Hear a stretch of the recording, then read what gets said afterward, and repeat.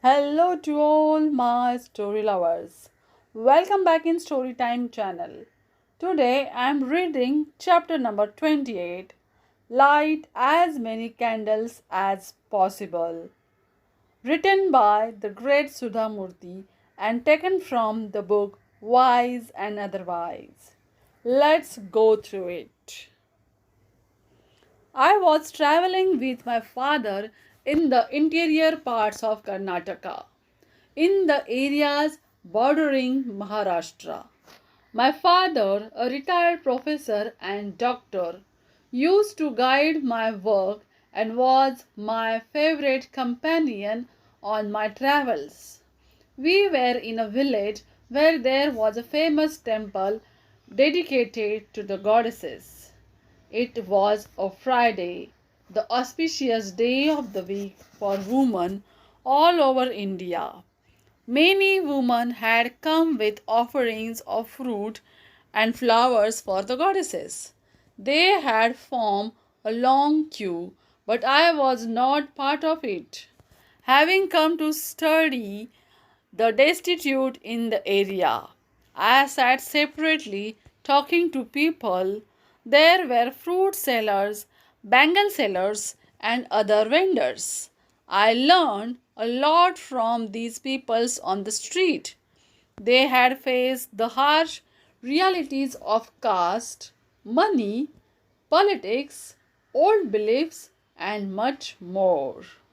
Their opinions and suggestions at times educated me better than any PhD thesis or seminar on poverty.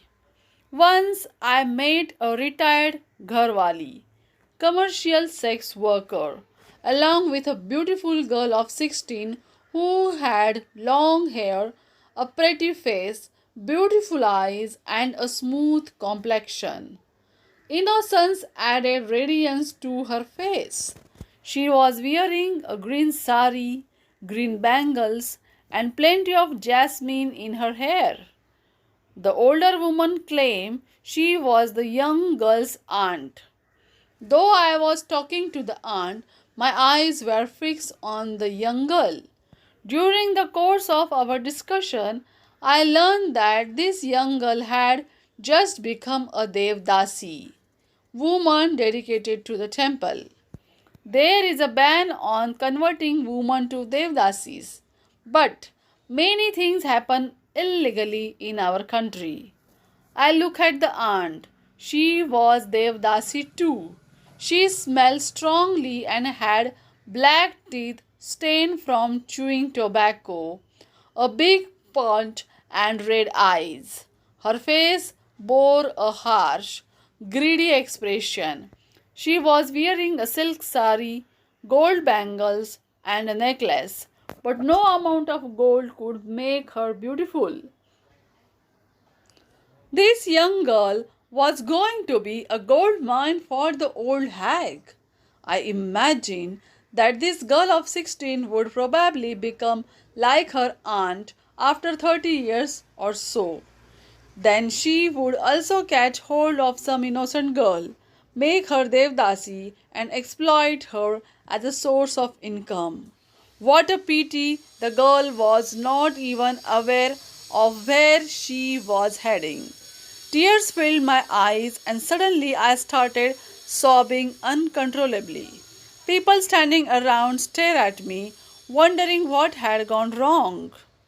They probably thought that I had lost something. For the first time in my life, words failed to express my feelings. But my father immediately understood what was troubling me.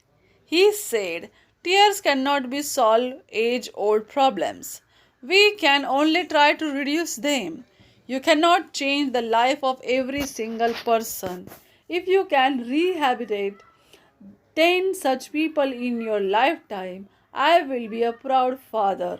Proud that I have given birth to a daughter who could change the lives of 10 helpless women. Everybody should know her own capacity and strength. One should also know one's own limitation. It is more difficult to recognize our weakness than our strengths. Don't aim for the sky. Keep your feet firmly on the ground and work around you. There is so much misery and gloom, but it is better to light a single candle than to remain in darkness.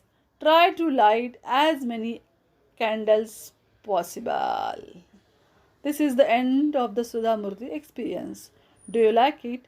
Then comment it and subscribe our channel.